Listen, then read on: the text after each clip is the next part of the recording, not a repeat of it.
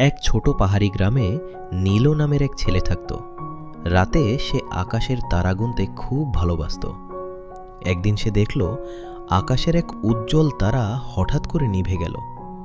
কৌতূহল থেকে নীলো পাহাড়ের দিকে হাঁটতে লাগল।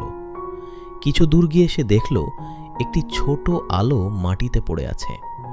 ওটা ছিল ছোট্ট এক তারা, পথ হারিয়ে পৃথিবীতে এসে পড়েছে। নীলো তাকে সাবধানে হাতে তুলে নিল। তারা বলল, আমি আকাশে ফিরতে পারছি না। নীলো পাহাড়ের সবচেয়ে উঁচু চূড়ায় উঠল। সেখান থেকে সে তারাটিকে আকাশের দিকে ছড়ে দিল। তারা আবার আকাশে উঠে নিজের জায়গায় জ্বলতে শুরু করল। সেদিন থেকে নীলো যখনই আকাশের দিকে তাকায়, সেই তারাটা একটু বেশি উজ্জ্বল হয়ে জ্বলে। সে বুঝল, ছোট সাহায্য অনেক বড় আলো ফিরিয়ে আনতে পারে।